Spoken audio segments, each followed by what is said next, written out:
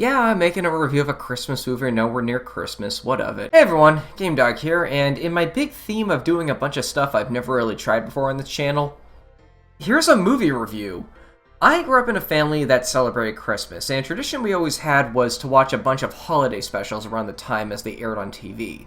Stuff like Frosty, Charlie Brown, or The Grinch. My favorite out of all these, though, was always Rudolph the Red-Nosed Reindeer. A 1964, God, I always forget just how old this movie is, stop-motion TV special based off the coloring book of the same name back in 1939.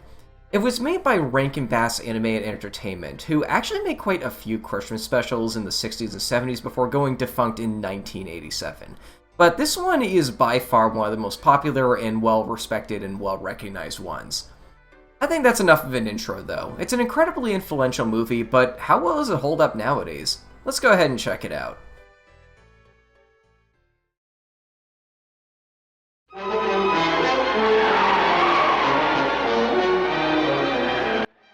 You know, am I the only one who's always found this intro to be a little strange? The entire movie is in stop motion, except for this really short intro of folks just fumbling around the snow as we learn that Christmas might be canceled this year because of bad weather.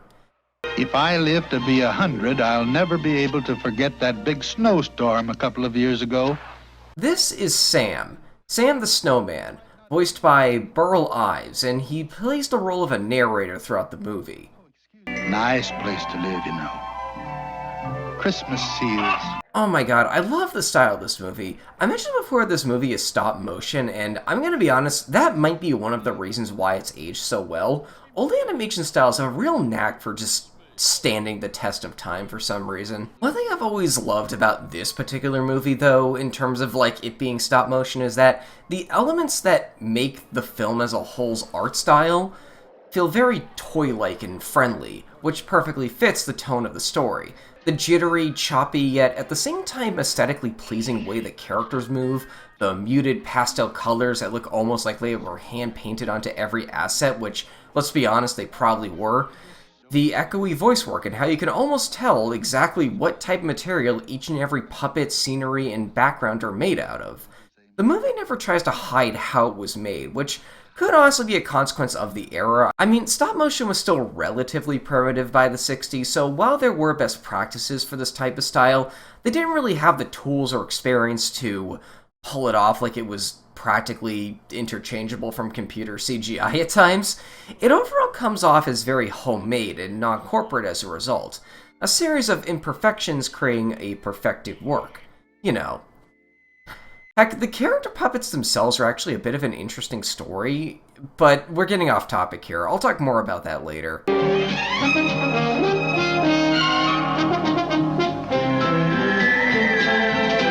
Fun fact, the Roman numerals for that copyright date read out as 1164, and in case you weren't paying attention, this is not a nearly 900-year-old movie. That is a typo. Let's put a pin in that for later, because this typo is also another story in and of itself. We'll call him Rudolph. Rudolph is a lovely name. Rudolph. Hey, he knows his name already. Bro, he just looked up at you. Wait, why are your antlers bending?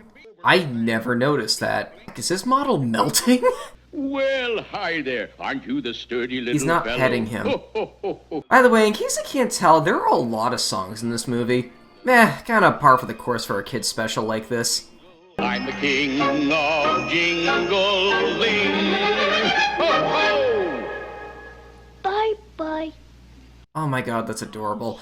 I don't think I've talked about actors here yet. This is Billie Mae Richards as Rudolph, a name I'm not super familiar with, actually, but she does a lot of kid shows, or did a lot of kid shows.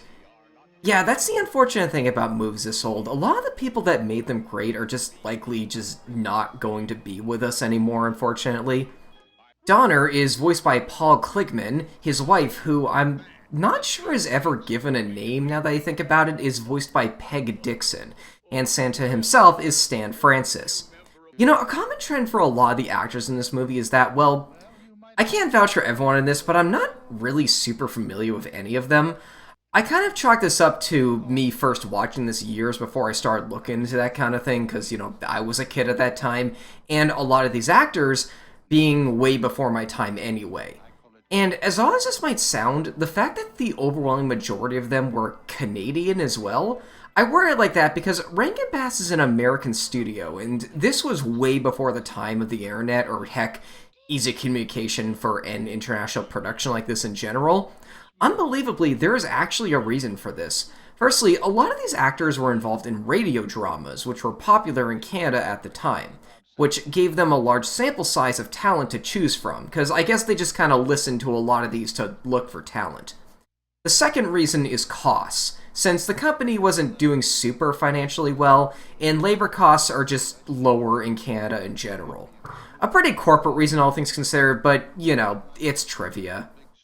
Well, for the first year, the Donners did a pretty fair job of hiding Rudolph's, nonconformity. That is a surprisingly PC way to word that, given that this was made in the 60s. You see, all the toys Santa brings are made by these elves. Seems elves have that certain knack for toy making. All except for this one misfit. Look, he's the one with the normal eyes. That's how you know he's important. This is Carl Banas as the head elf, and this is Paul Souls as Hermie. He doesn't want to be a toy maker like all the other elves. He wants to be a dentist. It's a passion of his, and there apparently isn't one in the North Pole, which, okay, maybe don't think too deeply about the implications of that. And the others aren't happy about that. I'm not sure if you can tell by now, but not fitting in due to non-conformity is going to be kind of a common central conflict for the characters of this movie. All right, son, try it on. I don't wanna. Daddy, I don't like it. You'll like it and wear it. Oh, but Daddy, it's not very comfortable. There are more important things than comfort. Self-respect. Oh god, if I made this video last year, I totally could have made a face mask joke out of that line. According to the Wikipedia page, that's mud he keeps slamming onto Rudolph's face, though as a kid, I thought it was like a coal casing or something, or like just a concave rock or something. I mean, this could just be because of the props they had to use, but that's clearly a covering he keeps putting on him as opposed to just amorphous mud, Because my nose closed. While I'm on the subject of that nose, what is with the noise it makes? That's clearly like an LED light they're using for the puppet, but those don't make a noise like that. In fact, lights don't really make any noise that sound anything close to that in general. Frankly, I'd probably be more bothered by the sound than the fact that it glows, because that is abnormally loud. I'm almost inclined to believe the inspiration behind this artistic choice to make his nose make that sound might be a generational thing. Were some lights just super noisy like that back then? I don't know.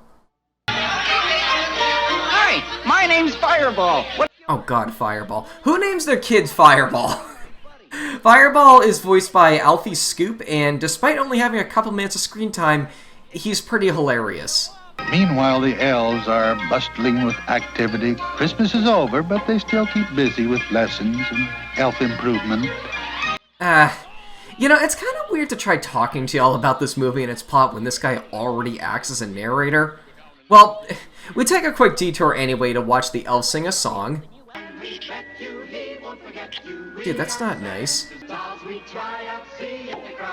Dude, what the fuck? You guys know what the Mandela effect is? As a kid, I could have sworn I remember that elf cutting his ear off as opposed to a little bit of his hat. Did anyone else remember the scene like that? No, this won't hurt a bit. Why weren't you at elf practice? A couple of years ago, that line somehow became a meme for some reason, and I'm kinda here for it. After getting a talking to about not fitting in again, Hermie decides to run away. I guess I'm on my own now. And then we cut back to... Oh god, the reindeer game scene. Okay. The freaking reindeer game scene. This is the best scene in the movie. In all of the worst and best ways possible. All right, Yellings. All right now. Oh god, the coach as well. Okay, so this is the same actor as Donner playing Comet, who is, like, a gym class coach here. And it is somehow simultaneously the best performance in the movie as well as the worst performance in the movie. And I wouldn't have it any other way. We all want to pull Santa's sleigh someday, don't we? So we must learn to fly. Now, what's this nonsense here, Bucks? One at a time, one at a time. Like, he's just so freaking loud. Like, I get it, he's supposed to be a high school coach that thinks he's a drill sergeant, but he goes so over the top in this role, I cannot fathom what the direction was. It is absolutely perfect. He won't get to us for a while yet. Now's your chance to get acquainted with that dough. What was that laugh? The heck? Rudolph sneaks away from the game to talk with Clarice, voiced by Janice Orenstein. Because y'all know how these movies love their love interests. Nice day. Yup. Oh my god, that voice went... His nose is covered in mud, and I like to think that his actor held her nose when she did his voice for this scene.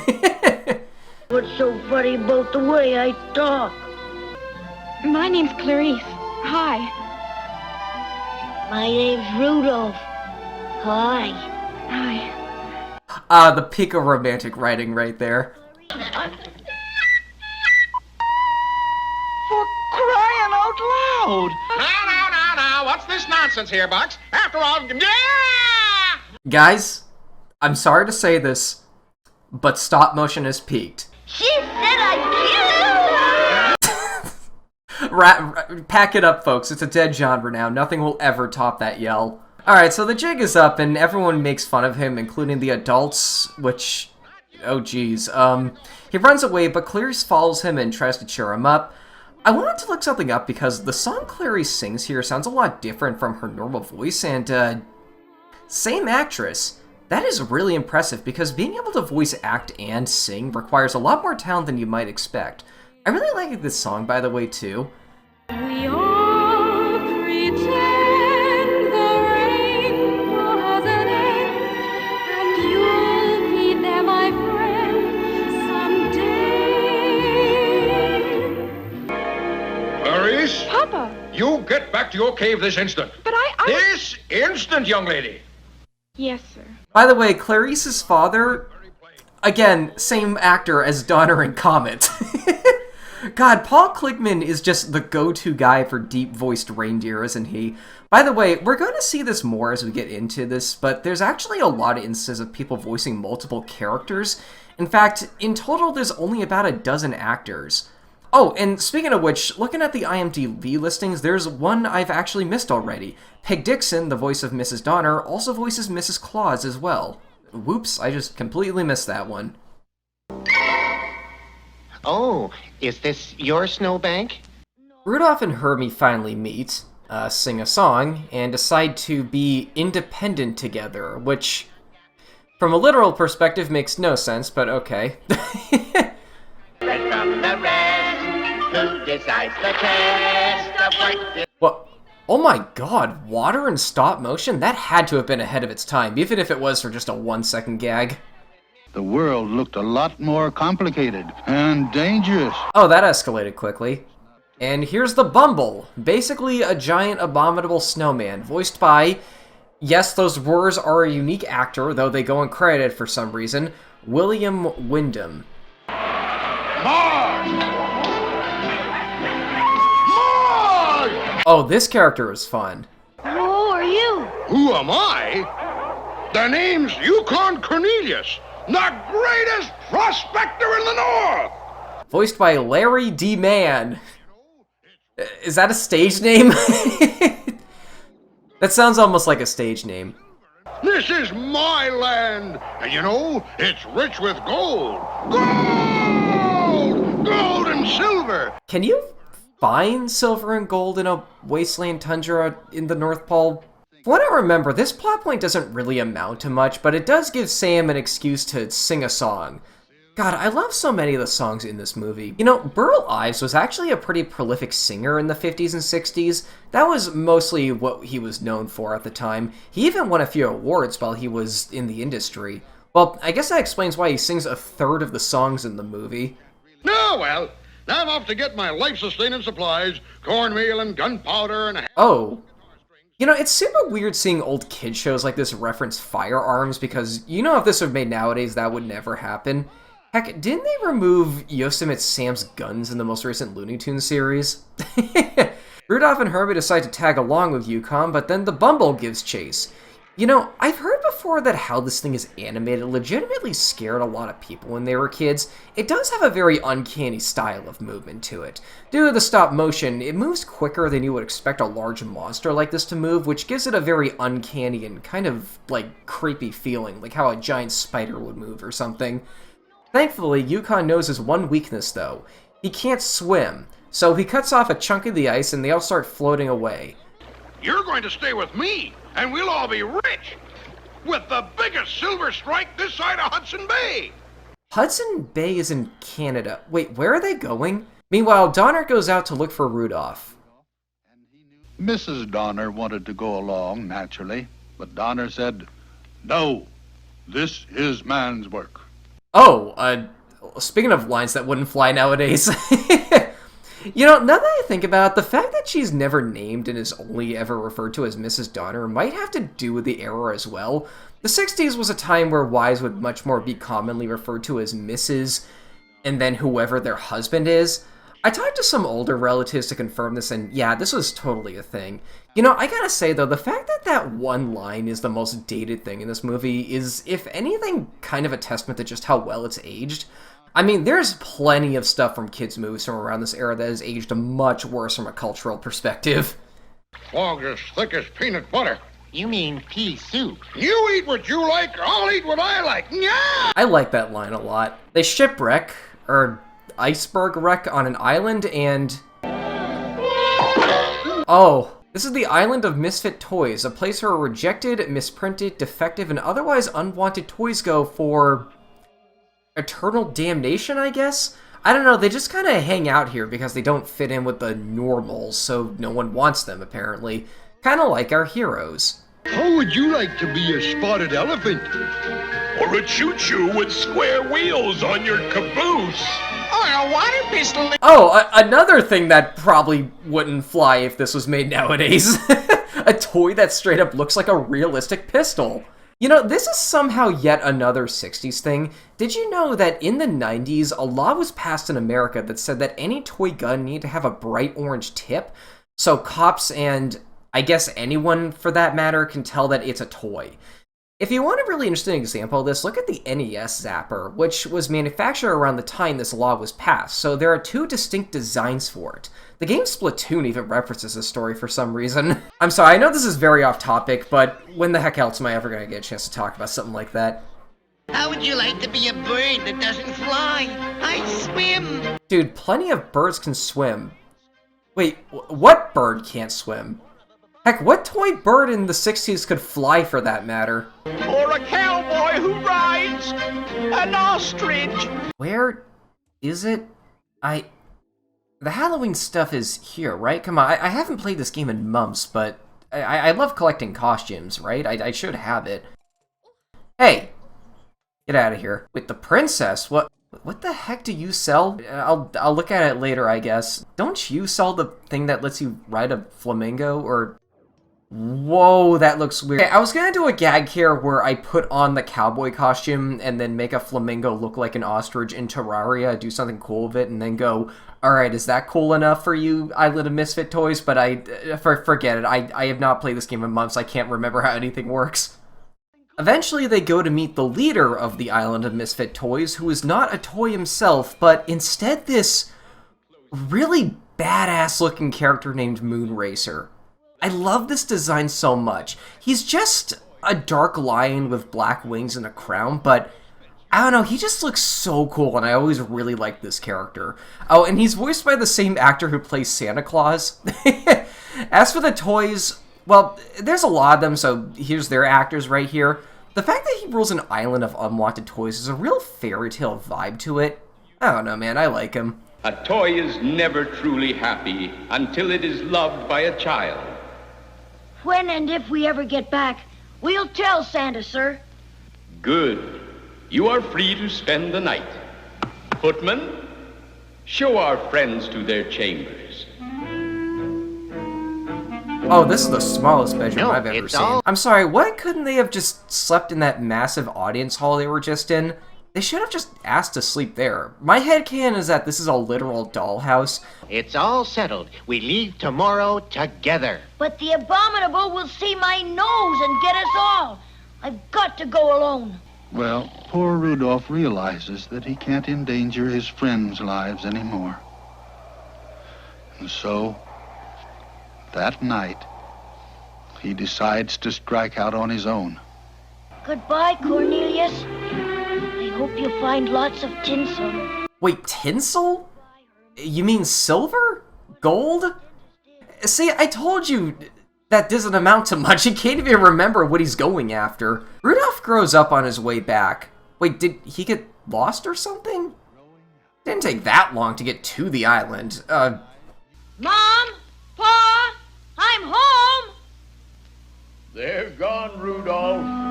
Oh, you're here. I like to think that Santa noticed him outside his window and followed him at that point. They've been gone for months, out looking for you. They've been gone for months? Has anyone looked for them?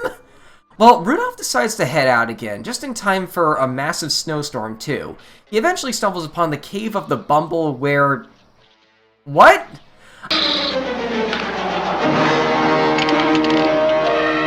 I gotta say, I feel bad for those kids who were traumatized by this thing because this scene probably didn't help. Meanwhile, though, Hermie and Yukon somehow found them.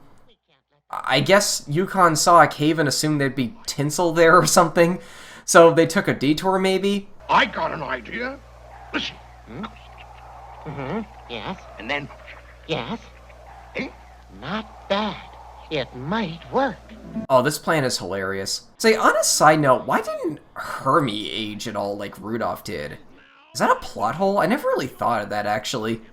I don't know, maybe elves don't age or something. Oink, oink, oink, oink, oink.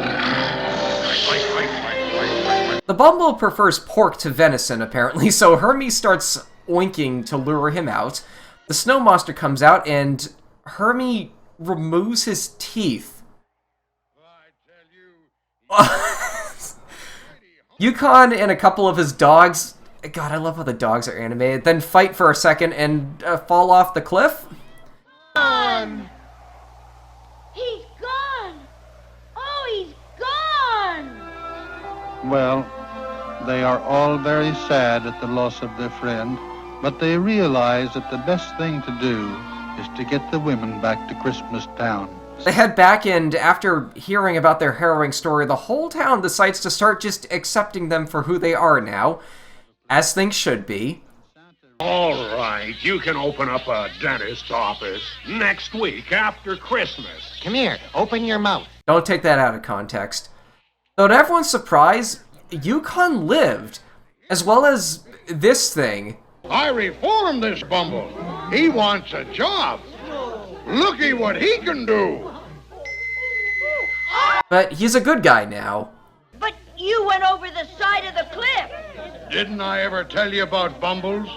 Bumbles bounce. I love that line, by the way. It leaves so much room for imagination. Latest weather report, sir.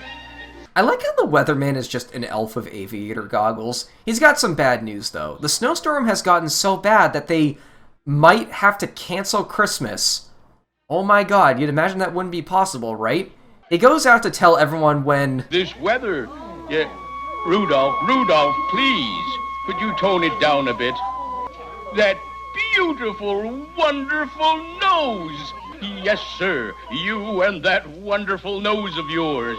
Stop shoving it in his face! He had to cover it for like one frame. God, one thing I love about stop motion is that animators have so much design space for tiny details like that. Anyway, Santa asks Rudolph to lead his sleigh, since his nose can shine brightly through the thick snow. I knew that nose would be useful someday. I knew it all along. No, you didn't. You shamed him for it. They all rejoice, get ready for Christmas, and, by the way, speaking of small details, the elf getting Rudolph's reins ready is wearing sunglasses. And Santa heads off with the reindeers to give toys to all the good kids of the world. They make a stop by the Misfit Island to pick up the unwanted toys first and give them a proper home as well, and then everyone gets a happy ending once and for all. So that was nice. You know, I gotta say, I still think this movie holds up pretty well. There's a reason why it's still pretty beloved. But it wouldn't be a GameDawg video unless I go way into detail about weird, occasionally very unrelated stuff, and let me tell you, I got some stuff I'd like to talk about with this one. In particular, some interesting trivia I found while working on this video, as well as a minor controversy. Well, not really a controversy per se, more like an interesting takeaway I've seen a couple people take away from this movie for over the past few years that I kind of want to talk about a little bit, but we'll talk about that later. Well, first off, let's start with something pretty unique. Now, do you remember at the start of the movie where, due to a typo, the copyright date was listed as 1164, as opposed to the actual copyright date of release, 1964? And that typo had some very interesting consequences. As of the point this movie was released, the most recent iteration of copyright law was written in 1909. This was before any Protect Mickey Mouse bullshit when it came to American copyright, and in that rule set's rules of how copyright works, the actual legal copyright date for when something was created kind of went on the honor system, in that any date you would list would become its actual date.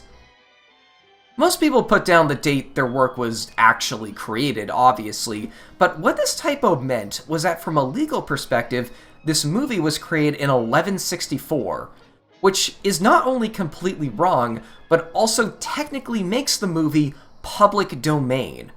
Hold on a second though, because this is where it gets really weird. From a legal perspective, the movie is public domain, but just that is. The songs created for the movie are not public domain.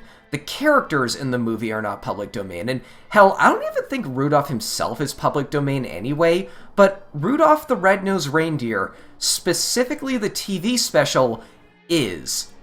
This movie is essentially in what I can only describe as a public domain limbo because of this one typo that I've never heard of ever happening with any other movie, or any other property for that matter.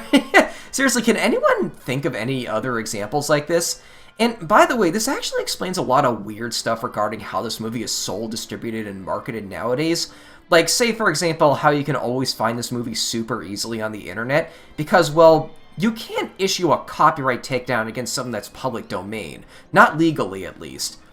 Since then, laws regarding this stuff have been updated, so something like this would never happen nowadays, but it's such an interesting bit of copyright history. And it also means that I'm going to be royally pissed if this video gets content ID. Did you know that this movie was actually edited 1 year after release? This very last scene in the movie where Santa rescues the toys from the island of misfit toys actually wasn't in the film at first. It was added 1 year later, as viewers complained that that plot point felt unresolved, even if Rudolph did promise that Santa was going to save them himself by the end of the movie. So this scene was added after the fact, and since then it's been the version people have been exposed to since. I'd say it was a nice addition. It definitely makes the ending a lot more optimistic, as everyone gets a happy ending now, with no ambiguity whatsoever. Okay, so I mentioned I'd talk about the puppets at some point, and well, here we go. The puppets themselves are created in Japan by a puppet maker named Ichiro Komuro, a person who I can't find a single picture of for the life of me, and only credited IMDb role is actually the puppet maker for this movie. Kinda odd that, because he clearly has a lot of talent. Like, the puppets are really high quality and good. Speaking of Japan, and this actually surprised me a lot, but a lot of the movie was actually filmed there by a team there that Rankin Bass had a lot of history with. So we have an American studio teaming up with Canadian voice actors and a Japanese animation studio to create a wholesome children's classic. God, even before production, this movie was bringing people together. Speaking of Japan, something else kind of cool I found while researching this is that a couple of animators visited the Nara Park to get inspiration for how to animate the movie's reindeer. If you've never heard of this place before, I more colloquially see it referred to as Deer Island, cause of all the deer. Oh god, guys, look at all those eye deers. It's kind of a nature reserve / national park / tourist attraction that's an island that's known for its large population of deer that are uncharacteristically friendly towards people. Because deer are skittish motherfuckers normally, let me tell you. Trust me, I'm from Maine. We actually do have them here.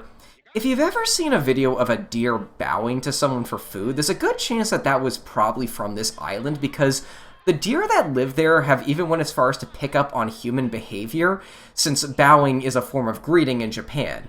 And well, I'm willing to bet those visits paid off, because this movie sure does feature a lot of deer who are friendly towards people.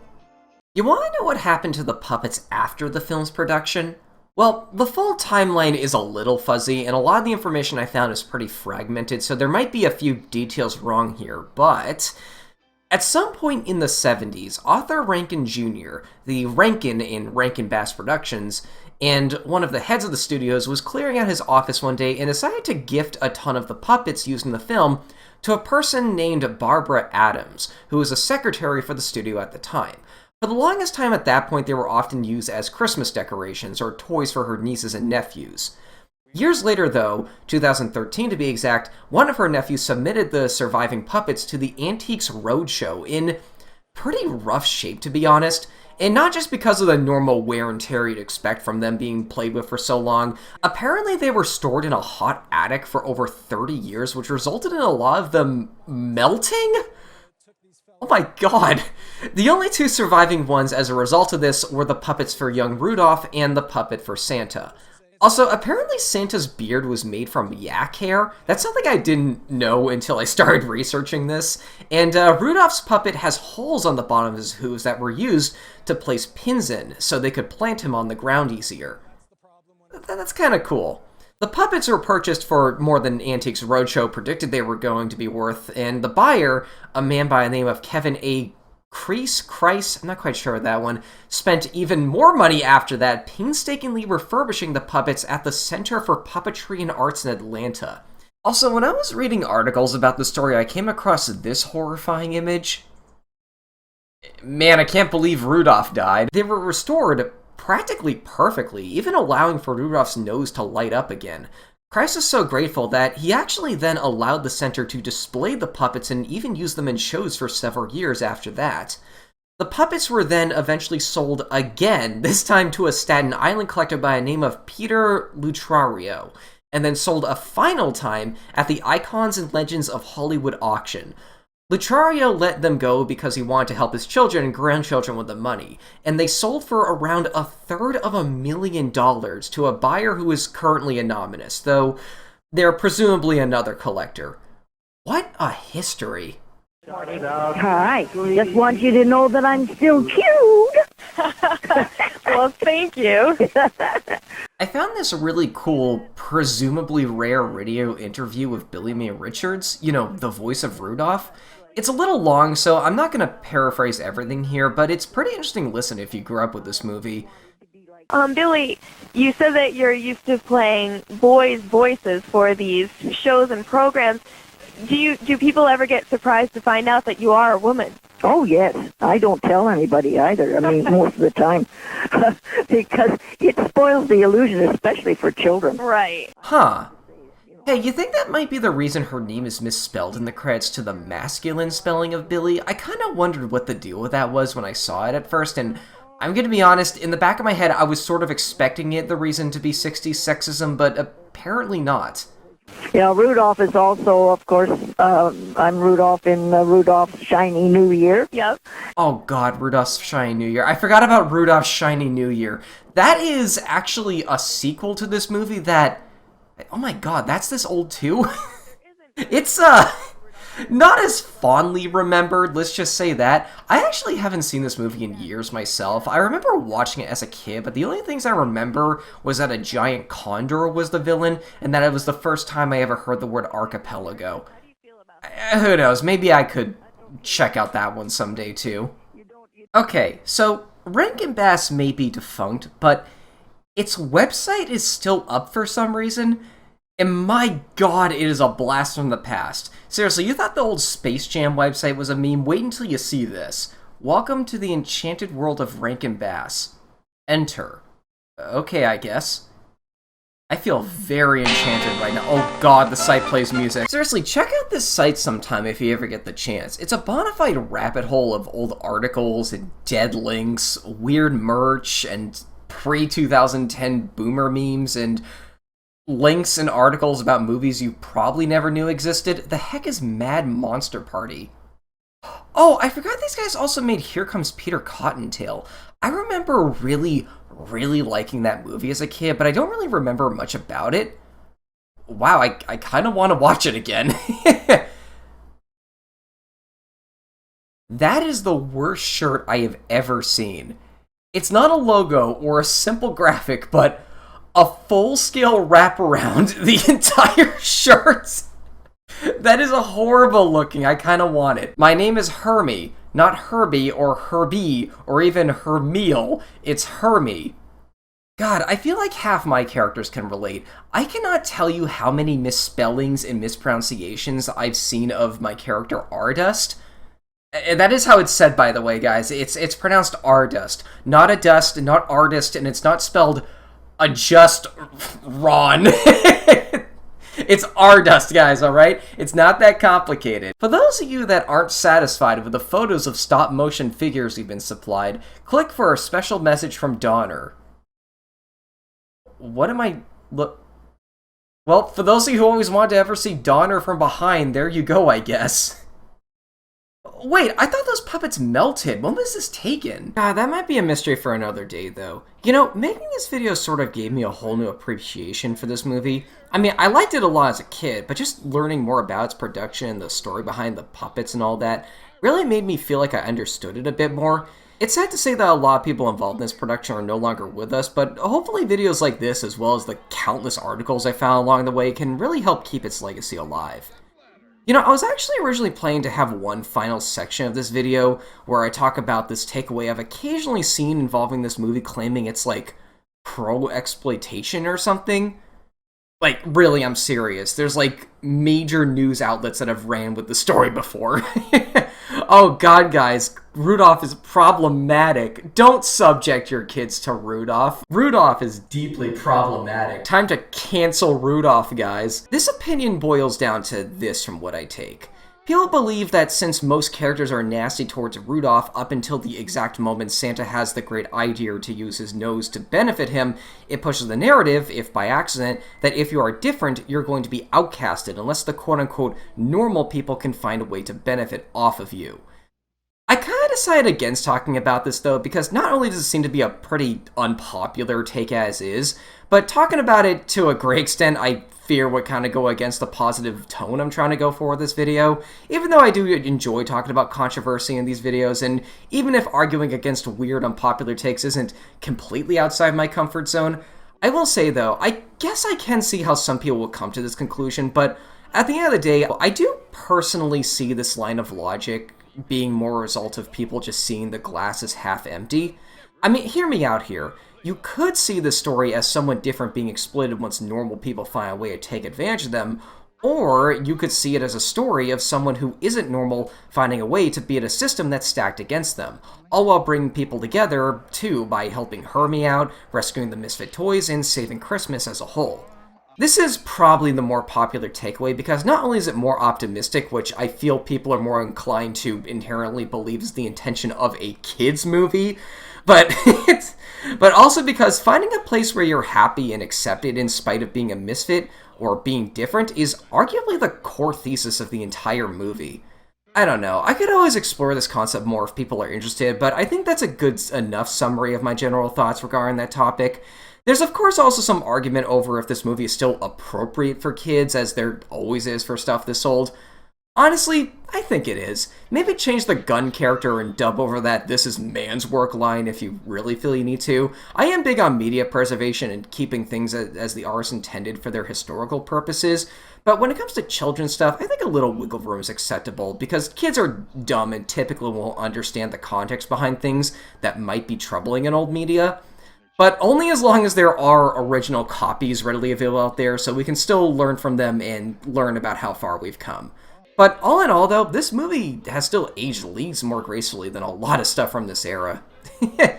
Seriously, go watch Rudolph. It's great. And yeah, that's everything I could find on this.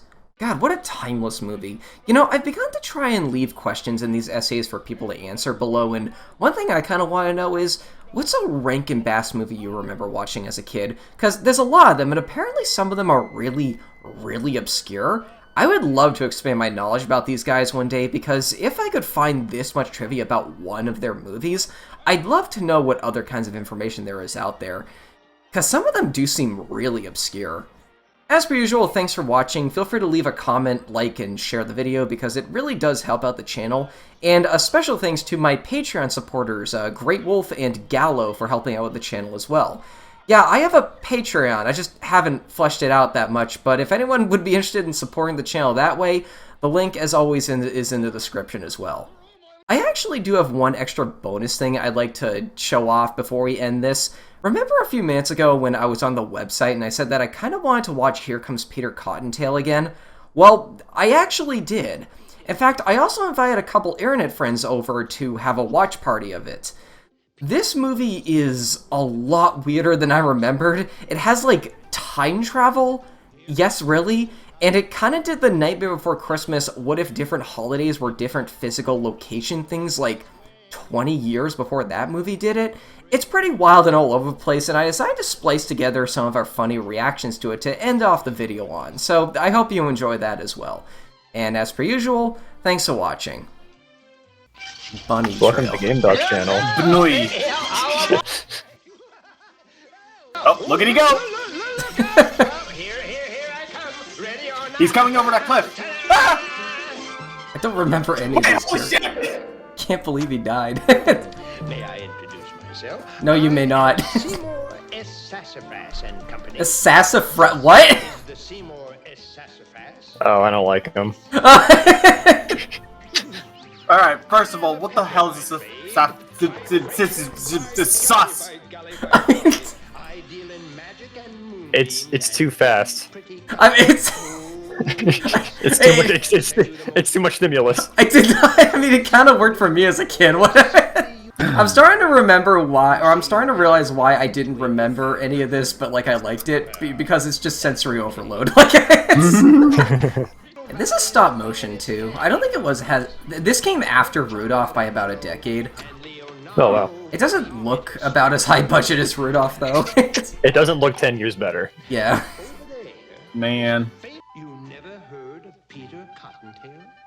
No! Chicks. They've never Who? heard of Peter Cottontail. He sounds angry. Yeah, what about it? Iron Tail, that's what they call me on the weekends. Oh no.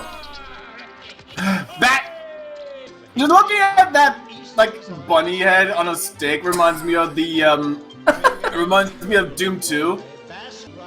I thought he'd be bigger than the others. I don't know I why. said gay! I thought he'd be like Santa. Oh yeah, yeah. I remember really liking his voice for some reason. Oh, they didn't screw up the copyright date this time. It's a warning, not a title. Here he Here he comes. Why is April... wait, hang on. Why is it a cartoon now? What?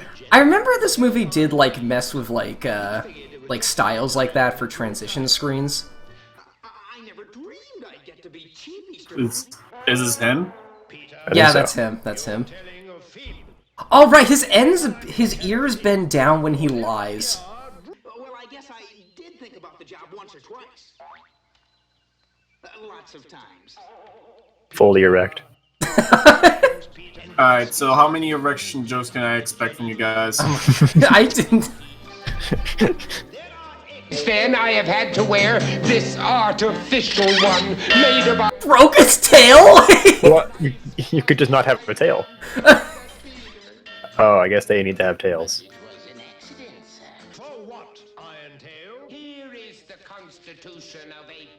There's a constitution. Oh shit! Oh shit! He's a lawyer. Out of the twist. Wait a minute, Colonel. I'm not afraid of Iron Tail. I know I can lick him any day. Wait, was he licking?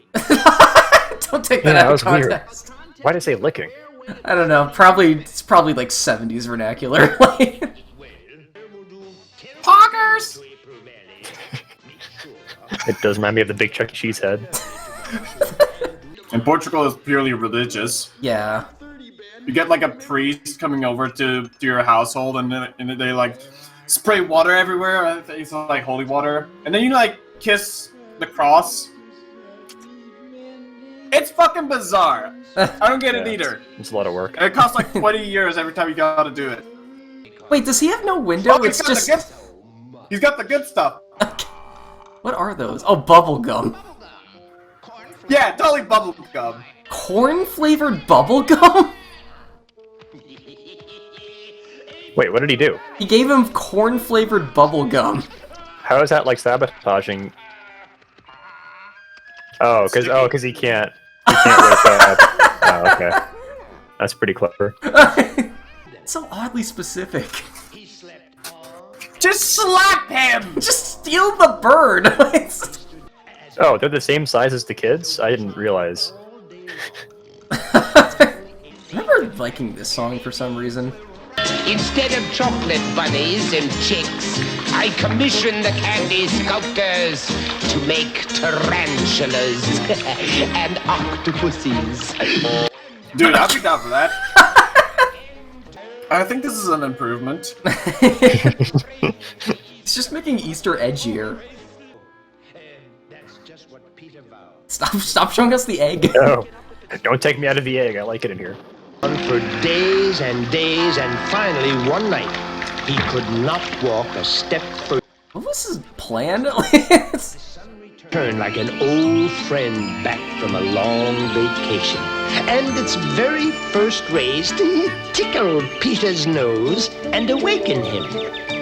And that's when I came into the store. Wait, what? Ah! You self-inserting piece of shit! It's a self-insert.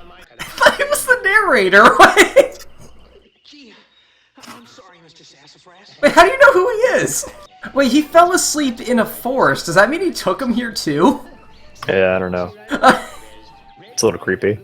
I remember liking the scene where he shows off all his plants.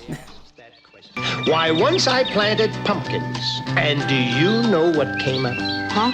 No, what? Pumpkins. Now, That's not blue. Oh. there it is, my yestermorrowmobile. Why do you call it yestermorrowmobile? Because that's what I call it. Yeah, but what does that fucking mean? Well, it's a time travel machine, okay. Oh, we're just gonna go back in time and... What the fuck? What? Whoa. What? What? Okay, that's fine. It's just How do I not remember this character? What? Antoine... Antoine the Inchworm with a human head and a scarf. What the fuck? Just extremely uncomfortable. Oh, I don't like any of this. Like, I'm fine with it being a human head on a caterpillar, but why is he French? I didn't expect time travel from the Rankin Bass universe. Yeah. Let's go! To Easter, Antoine! Of course, we certainement, Pierre. I mean, I was enjoying it until this day, Sex Machina, frankly. Just goes You mean straight you're up. gonna return? We're stuck. So like, imagine you wake up in a garden, the man shows you a time travel device, and his inchworm friend comes out. It's like... Also, you're a rabbit. It's like Mystery Dungeon. You wake up as the rabbit and you don't know what's going on. It seems like it's just the fan that's propelling them forward. But America! America. America. Gnui. What? Antoine, what's going on? We're tripping out. Antoine, where are we shit, going? We're going to Greece! Oh shit, we're going to Portugal Easter. No! I don't want to kiss the cross! 1,000 crimson curses. I forgot all about Sassafras's silly time machine. Oh, of course. I always forget about the time machine. Why are they going back so far? Did they have to go back like a full year or something? Yeah, that's what it feels like. They indicate a proximity to Easter, yet, by my calculation... You're going to the Stone Age! We're going back to the first Easter. Yabba dabba fucking do! You prevent Easter from ever being a thing.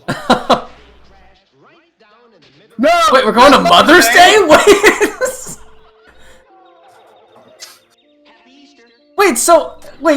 So this is not time travel? They, like, physically go to lands where they only celebrate one thing? Yeah, I'm not even sure. Wait, isn't that the plot of Nightmare Before Christmas? Kinda. This predates that by, like, 20 years. You're a disgrace, Peter Cottontail. Also, are those the same kids from earlier? Oh, they're going... Oh, so they're only just started. Down. So, like, Mother's Day is in May, now they're in July. Okay, I thought they were, like, almost there. So, like, is most of the movie just them going through different holidays? Maybe? I don't know. They got shot into the 4th of July. Of course. I did not... How did I not remember this? Like... Independence! Oh, you know what this means? This means now I have to make sure this comes out on the 4th of July.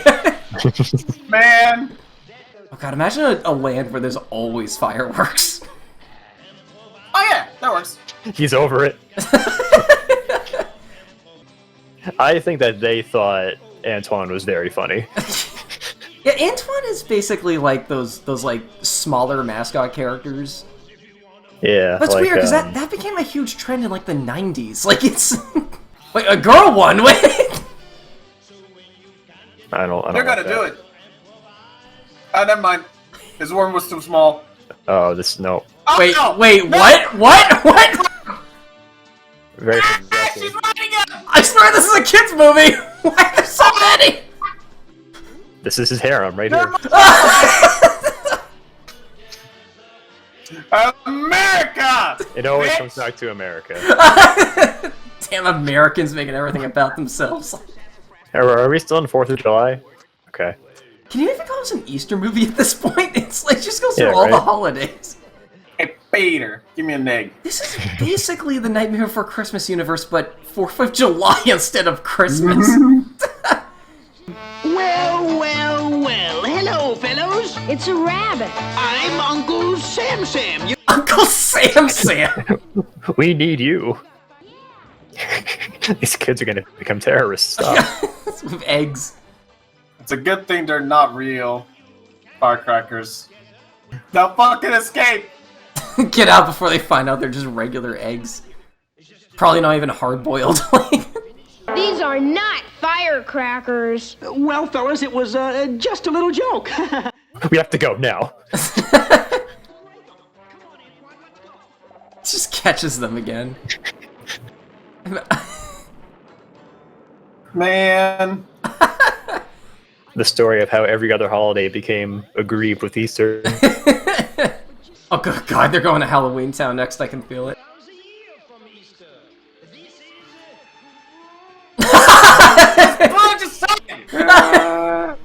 He's powering up. Halloween!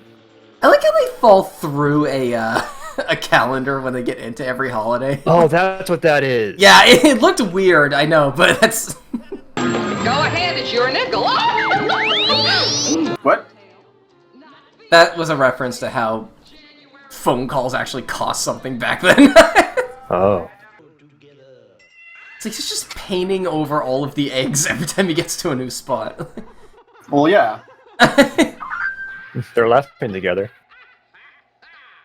Ha ha ha ha. Ronaldinho saucer.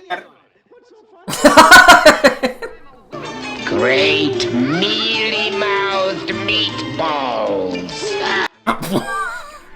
Oh. Tell me more about your great meaty balls. Don't tell me about your meatballs, Iron Tail. There's only one way to take care of those eggs. Break them? Destroy them for good. Oh. I mean... Yes. My third idea. It's... Ah! Bat! Bat! He's shouting into his egg hole. Yeah, is it like a walkie-talkie or... He's yelling into it. No, he's just having a lot of fun. Yeah, he can't actually hear him. He's just cheering himself on. Those eggs are done for! I knew it! It was him all along! He tricked us all! Those, like, cuts to black are where they put commercials, because remember, this was a TV special. Yeah. So I bet they just put lines back then so kids remember what was happening last. Yeah. Oh, that makes sense. This is really nonsensical, because, like, they're going back in time, but also, like, the villain is trying to stop them the whole time. Yeah, how'd the bat go back in time? It's like they started... them in the basket like last time, idiot. It's like they started the movie with one idea with time travel, then they were like, oh, what if we made it about, like, all the holidays? Stupid time travel plots ruining everything. No, they couldn't go back. But Antoine had to land his craft. But you can't go back in time, but you can go, like... You can go backward, but not forward. Just go back like a day and then wait. What? Thanksgiving! Thanksgiving? Wait! What's up? He's a turkey! Turkey eggs? Yeah, turkey eggs. They have turkeys inside of them instead of chickens. It's too cold! We spent like 5 minutes in 4th of July, but we were only Thanksgiving for like a minute. Huh. Kinda wonder if they planned for more at some point, but like, had to... Yeah, they were like halfway through this. They were like, oh, this is getting a little ambitious. We gotta wrap this up. That is not the same Santa model for... That was used in... Oh, right, because... different universe. Because I think at this point in time, those models were melted in an attic. Oh, no. I explain it in the video essay, that the models have a weird story behind them, like what happened after the movie. Sounds like a creepypasta. Get your free Christmas eggs here! Eat them or use them to decorate your tree! Decorate your tree with eggs. Oh, God. At least I do am snug and warm. I don't want that in my beard. Don't get out of my beard. I'm trying to place what he sounds like. He sounds like another character. Who, Peter? Yeah. I remember, I really like his voice actor for some reason, so I kind of want to know what else he does. A living bonnet? Wait! She's a real bonnet! Oh, he's Shaggy! Wait, really? Obviously. Well, I mean, he must be. He sounds just like him. Let me look up this voice actor, actually. Okay, so why did you leave the basket on the sidewalk? Why did you leave it outside? I know what happens, actually. Oh my god, he is the voice of Shaggy! Okay, I'm glad I was right about that. Also, this is the only reason. This is the only reason he left it outside, just so he could take it. Man, how come he can time travel super quick, but we have to like? So Peter's actor because died our machine is broken. So Peter's actor died in 2014, but like up until like 2009, he was still voicing Shaggy.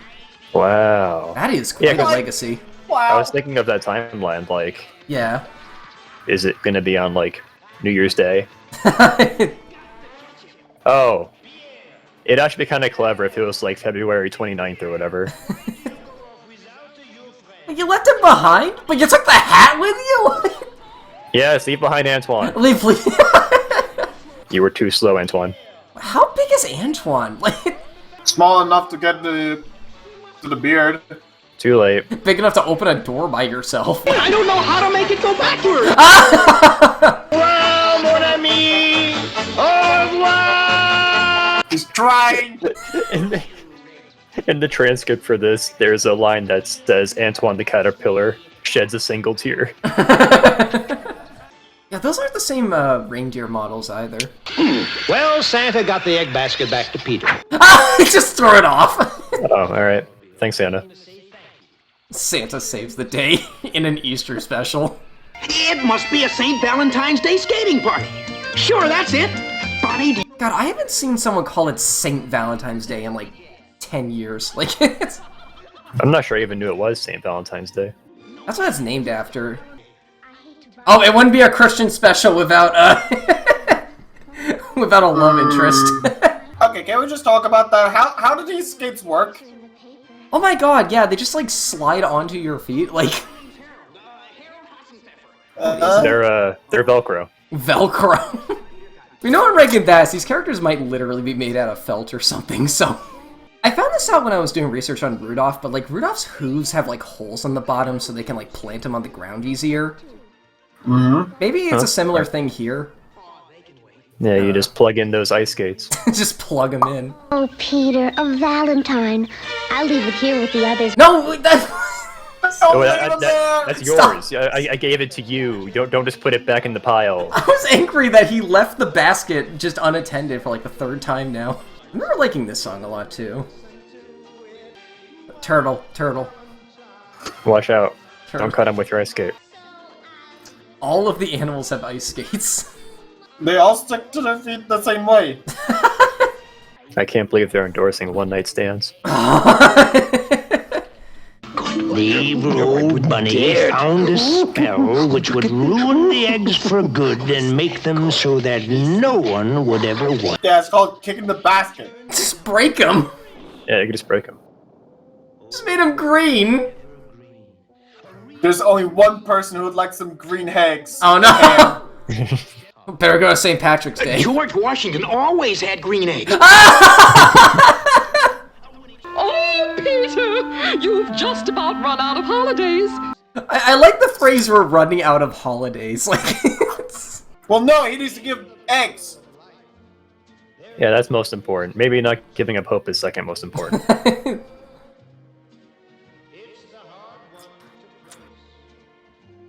What? Why are we going into this man's heart? Wait. Oh, we already did that at Valentine's Day. Is this a flashback? Wait. You don't think the timeline is confusing enough? Wait, I thought they didn't want the eggs. He instructed the kids. Or maybe not, actually. I can't... Fuck. Yeah, they didn't want eggs either. Maybe they took another lap through all the holidays. Oh no, we're looking at the alternate timeline where you didn't fucking do a fib. Oh god. What are we looking at right now? What? Wait. What?